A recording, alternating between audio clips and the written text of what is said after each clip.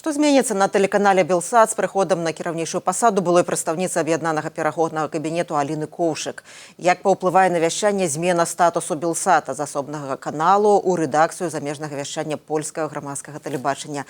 На гэтыя ды іншыя пытанні адкажа новая кіраўніца «Белсату» Аліна Коўшык.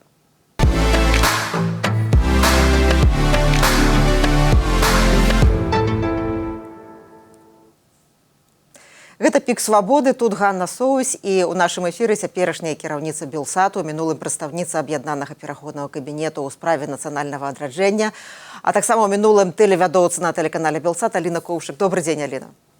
Добрый дзень, Ганна, добрый дзень, шановная господа. Маё першае пытанне такое крыху нефармальнае. Чым займаліся ў гэты вікенд? Натуральна, не пытаюся, у якім лесе гулялі, а што чыталі, што слухалі, з кім гаварылі, што абмяркоўвалі ў кантэксце новай працы? У гэты вікенд, на жаль, я захварэла, падхапіла нейкі вірус у ньюсруме, таму фактычна такая была трохі выключана, але ў нядзелю у нас была стратэгічная сесія з выдаўцамі навінаў. Мы абмяркоўвалі то, як будзем жыць пасля зменаў на тэлеканале. І да чаго прыйшлі? Што «Белсат» жыве, што «Белсат» будзе жыць, але нам трэба трохі перафарматаваць працу, дапасаваць яе да новых вымогаў, да веснавой сеткі вяшчання. І мы раскладвалі нашы сілы, думалі пра тое, што мы можам зрабіць, тое, што мы хочам зрабіць, і як дасягнуць таго, што мы хочам тымі сродкамі, якія ў нас зараз ёсць. Тэлеканал «Белсат» перастае існаваць як незалежная адзінка, ператвараецца ў рэдакцыю замежнага вяшчання польскага грамадскага тэлебачання. Выканаўца абавязкаў дырэктара каналу Алексей Дзекавіцкі пакінуў пасаду датэрмінова, а на мінулым тыдні ён даў інтэрв'ю майму калегу Дмітрыю Гурневічу, у якім Алексей сказаў, што лічыць не да канца сумленным тое, як адбывалася ягонае звальненне, што ён не быў інфармаваны пра змены, што Святлана Ціхановская на відэасувязі прадстаўляла рэдакцыю, вас, новую кіраўніцу. Давайте паслухаем фрагмент гэтага інтэрв'ю. Я абсолютно не аспрэчваю права тэлебачання польскага грамадскага структуры, якой ёсць «Белсат», быў ёсць, вырашаць, хто мае быць кіраўніком таго ці іншага тэлеканалу. Гэта справа кіраўніцтва. Вядома, што наш канал таксама існуе пераважнай большасці за сродкі міністэрства замежных справ, і гэта другі актар. А у трэцім, у пэўным сэнсе, ёсць кабінет Святланы Ціхановскай, адкуль, у прынцыпе, і прыйшла цяпер сюды ў «Белсат» Аліна.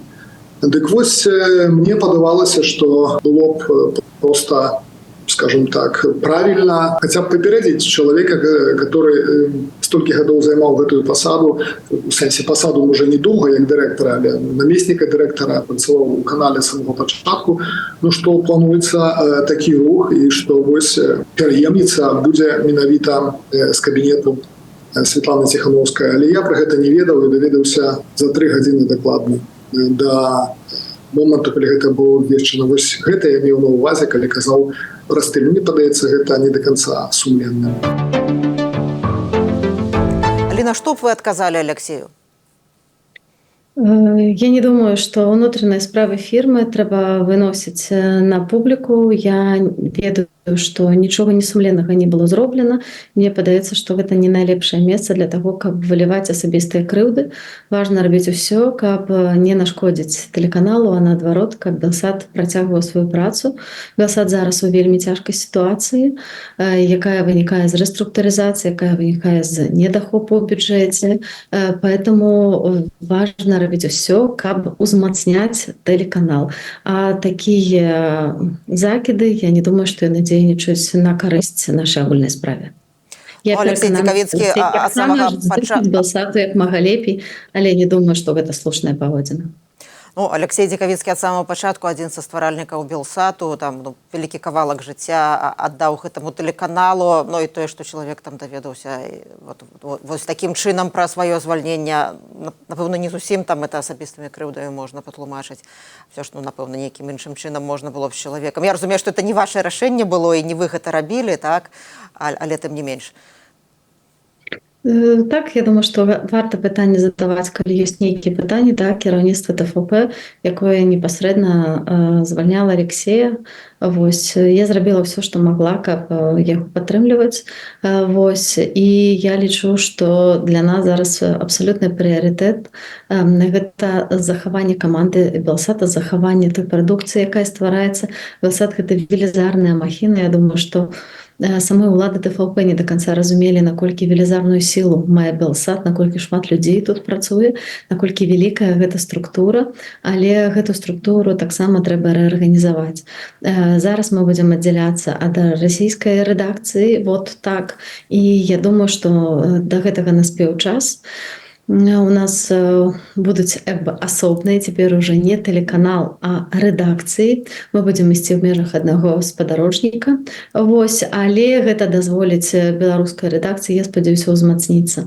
Я думаю, што змешваць мэтавыя аўдыторыі зараз не вельмі варта, і таму мы будзем канцэнтравацца перадусім, каб нашы гледачы, нашы слухачы, нашы чытачы атрымлівалі праўдзівую інфармацыю з Беларусі і пра Беларусь праз розныя каналы, якімі валодае Белсат. А гэта не толькі спадарожнік, дзе гэта будзе мікс вяшчання, а гэта перадусім YouTube, гэта перадусім 18 каналаў у сацыяльных сетках, гэта 13 каналаў на YouTube. Гэта таксама кабельнае тэлебачанне і таксама наземнае лічбавае тэлебачанне.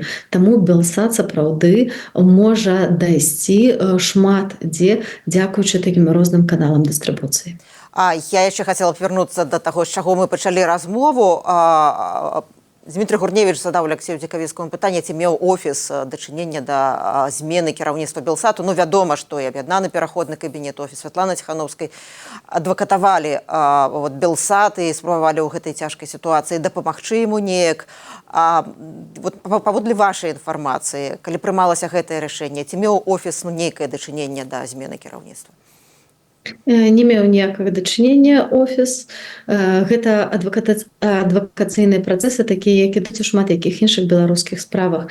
Як мы зараз назіраем працу Святланы Ціханаўскай, каб дапамагчы спадару Верамейчуку, альбо безліч проста іншых справаў, дзе як дэмакратычныя сілы нашай палітыкі ангажуюцца, каб дапамагчы па меры сваіх магчымасцяў. І Белсат быў сапраўды справа, якая аб'ядноўвала всіх нашых калегаў, і мы сапраўды займаліся гэтым, спрабавалі размаўляць з палякамі на розных узроўнях і в міністэрстве, і ў тэлебачанні, тлумачачы, чым ёсць Белсат, узмацняючы голас Алексея, яго каманды. То, што гэту пасаду не запрапанавалі Алексею, я думаю, што ў кіраўніцтве былі на гэта нейкія свае прычыны. Я прыняла прапанову толькі пасля таго, як ведала, што дакладна на гэтай пазіцыі не можа застацца Алексей. Давайте яшчэ адзін фрагмент Алексея паслухаем з таго інтэрв'ю. Я еще хочу все-таки вернуться еще до удзелу Святланы Ціханаўскай, калі было прамое выключэнне, вы узгадвалі пра гэта. Ці вы самі лічыце правільным, што менавіта як бы Святлана Ціханаўская па сутнасці, як напісала пазней Агнешка Рамашэўская, легітымізавала ўвесь гэты працэс? Гэта справа Святланы Ціханаўскай браць у такіх падзеях удзел ці не. Я лічу, што гэта была ўсё-такі іміджавая памылка. Але гэта, зноў жа, не мне вырашаць. Маё меркаванне, што гэта была памылка. Як вы мяркуеце, ці была гэта іміджавая памылка? Я абсолютно лічу, што гэта не была ніякай памылкай, гэта маніпуляцыя. То, што Алексей кажа, Святлана Ціханаўская была запрошаная польскім міністэрствам замежных справаў, і таму яна выступіла як падзяку за падтрымку палякамі беларускага тэлеканала, адзінага беларускага тэлеканала ў свеце. Таму я не бачу ў гэтым ніякага ціска на рэдакцыю. Гэта была дыпламатычная ветлівасць, якая вымагаецца, калі ты супрацоўнічаеш на такім узроўні з дзяржавамі. Там не было ніякага ціску на рэдакцыю. Гэта была проста словы падзякі і дапамогі і такога, ведаеце, слова падтрымкі ўсёй рэдакцыі, якая перажывала вельмі цяжкія часы ўвесь гэты год, шмат турбуленцый, пераезды, змены рэдакцыі, няпэўнасць, што далей. Вось, поэтому дадаць трошкі аптымізму было варта. Тым больш, сапраўды, сам Белсат звяртаўся па дапамогу да Святланы Ціханаўскай, так што я не бачу в гэтым нічога страшнага. Святлана Ціханаўская не прыходзіць на планёркі Белсату, Святлана Ціханаўская не кажа, якія матэрыялы рабіць. І я таксама гэтага рабіць не буду. У нас захоўваецца рэдакцыйная незалежнасць і журналісцкія стандарты. Вы маеце палітычны досвед, як я разумею, цяпер на гэтай пасадзе адмаўляецеся ад статусу палітыка, але звонку прыход былога палітыка, могуць людзі сказаць, што можа паўплываць на аб'ектыўнасць каналу, нягледзячы на тое, што гаворыцца. Напрыклад, пры асвятленні працы кабінету, офісу Ціханаўскай, Сяргей Падсасонны вельмі часта задае вельмі крытычныя пытанні, звязаныя з самымі рознымі праблемамі і скандаламі. Ці гэта захаваецца? Ці захаваецца сапраўды гэтая незалежнасць і крытычнае стаўленне да дзеяння ўсіх прадстаўнікоў дэмакратычных сілаў? Я думаю, перад усім мы павінны крытычна ставіцца да дзеянняў незаконнай улады ў Беларусі. Гэта самае істотнае. Дэмакратычныя сілы, канешне, так. Для мяне важным, каб Белсат захоўваў сваю аб'ектыўнасць і журналісцкія стандарты, пра што я ўжо сказала. І гэта, дарэчы, была маёй умовай, адной з тых умоваў, на якіх я згадзілася прыйсці на гэтую пасаду, што не будзе ўплываў палякаў, што мы зможам працаваць так, як мы лічым неабходнымі менавіта для беларусаў. Гэта вельмі істотна. У Белсата вельмі добра распазнавальны брэнд. Белсат нават ва ўкраіне лічаць вельмі такім праверанай крыніцай інфармацыі, незалежнай, напрыклад, ад алігархаў, як часта здараецца ва ўкраінскіх тэлебачаннях. Таму мы ганарымся гэтай незалежнай рэдакцыйнай палітыкай, будзем яе працягваць.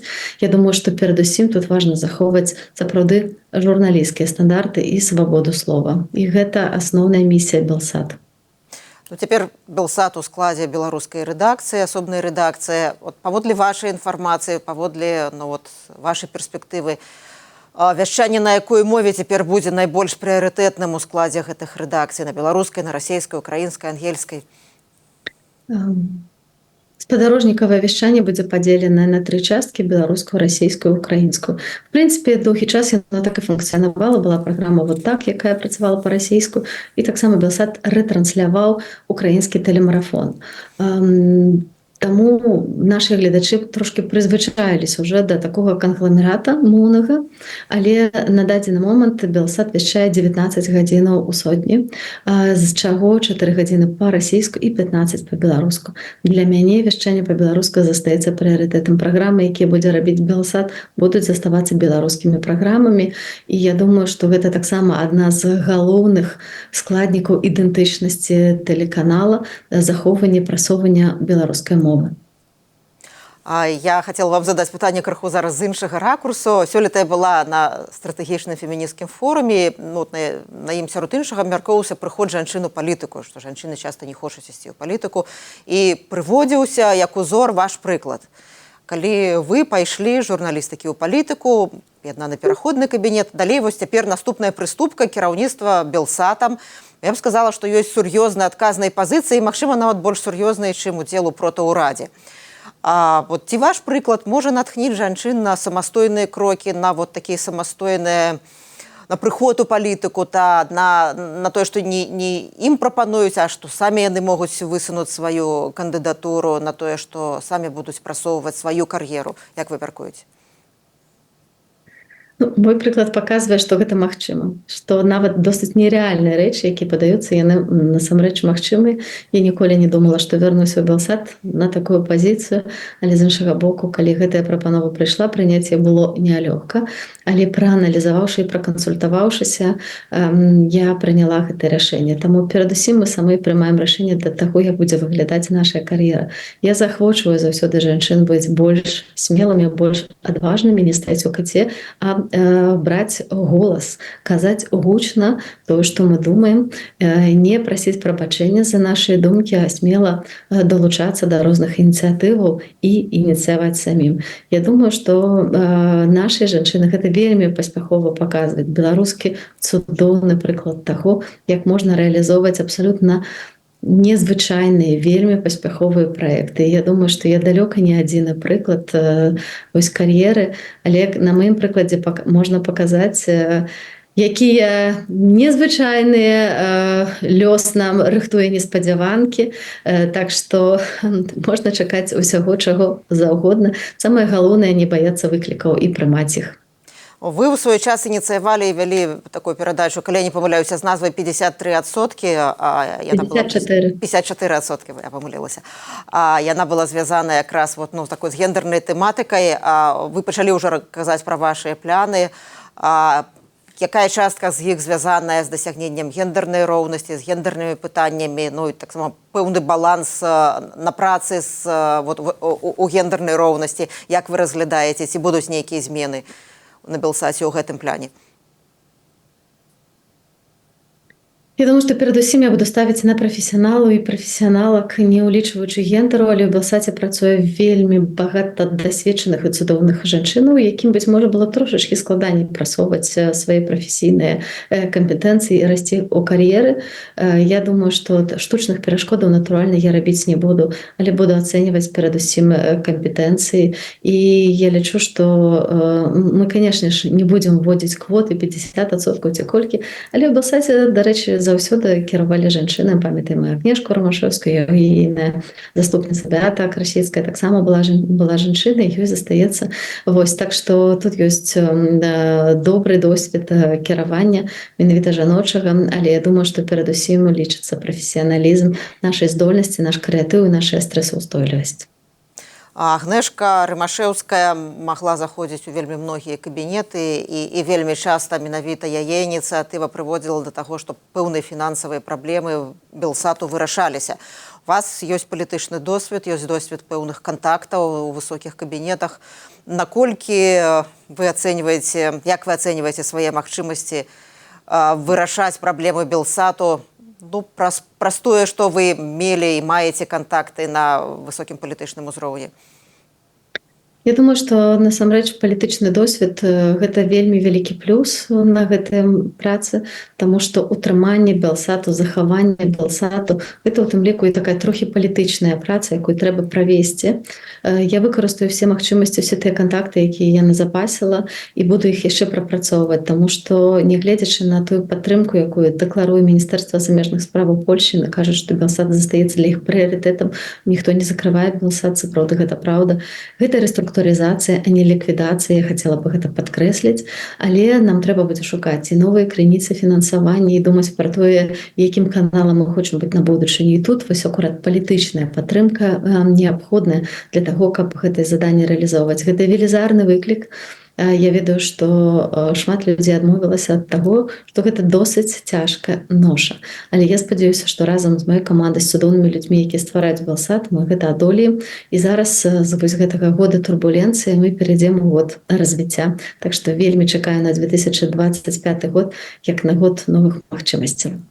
Вы пачалі ўжо казаць пра тое, што наперадзе, там маглі пакрэсліць так вельмі канкрэтна першыя крокі вашыя на чале Белсату і больш доўгатэрміновыя пляны?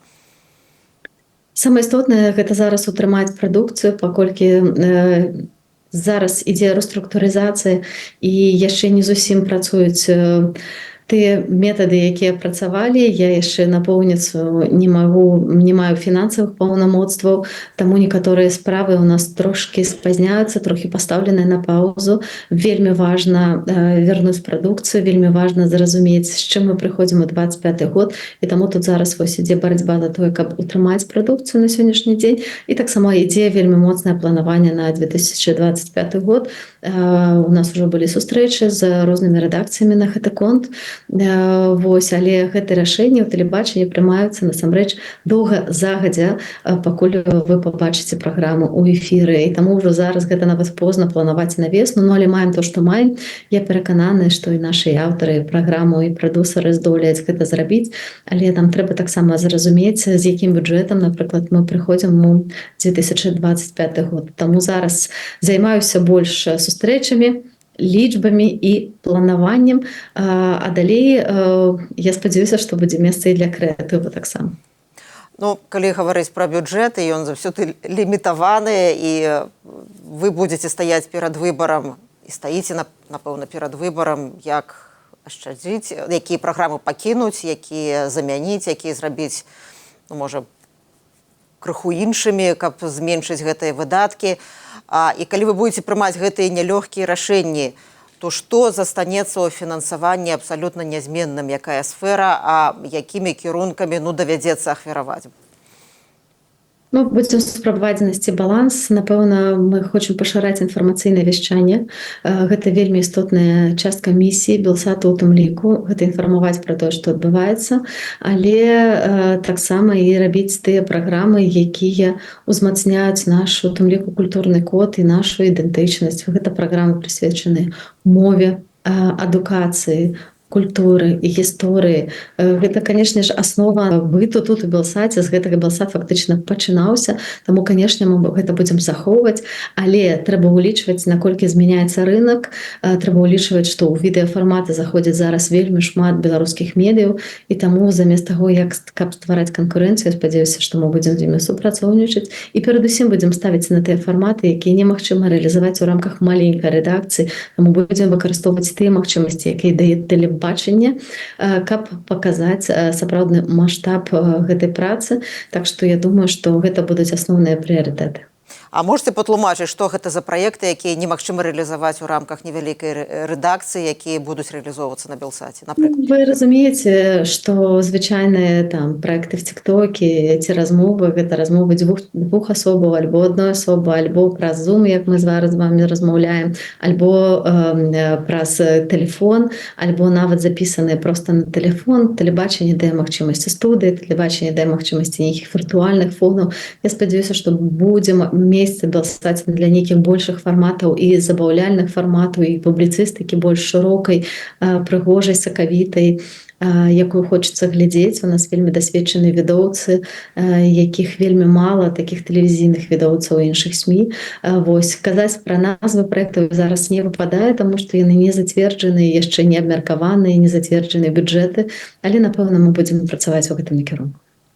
Ну, наколькі я зразумела, то інфармацыйнае вяшчанне застанецца у тым жа памеры і будзе нават павялічанае, так? А калі давядзецца ахвяраваць, то все з чым?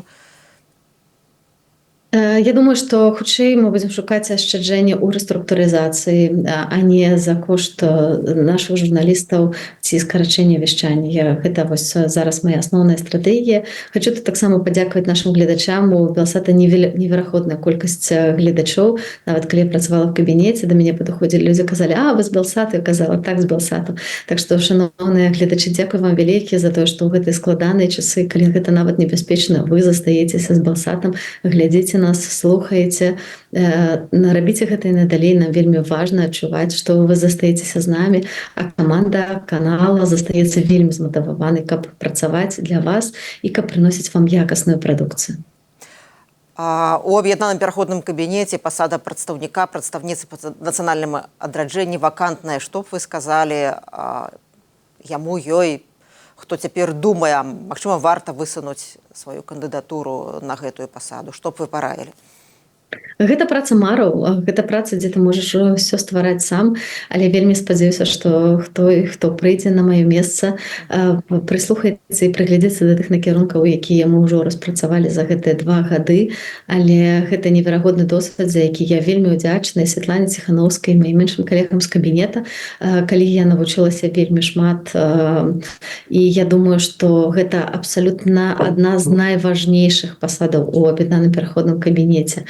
Дзякуючы нашай працы пытанні культуры, адукацыі, мовы становяцца больш бачнымі на палітычных сустрэчах, што, як правіла, прыводзіць да павелічэння падтрымкі альбо узгадкі гэтых рэчаў у палітычных рэзалюцыях, чаго даўно не было, і нават у датычнай Беларусі ніколі не было зроблена, як, напрыклад, з еўрапейскім звязам. Таму гэта неверагодна важная, цікавая, вельмі натхняльная праца, але трэба мець вялікую стрэсаўстойлівасць, трэба мець шмат цярплівасці, дыпламатычныя здольнасці. Таму калі вы валодаеце гэтымі, то, калі ласка, звяртайцеся у кабінет. Я думаю, што сумоўі з вами з задавальненнем правядуць. Вельмі чакаю цудоўнай асобы на гэтую пасаду. Ну і таксама, што гэта можа быць прыступкай для новай яшчэ больш цікавай пасады. Гэтая пазіцыя ў аб'яднаным пераходным кабінеце.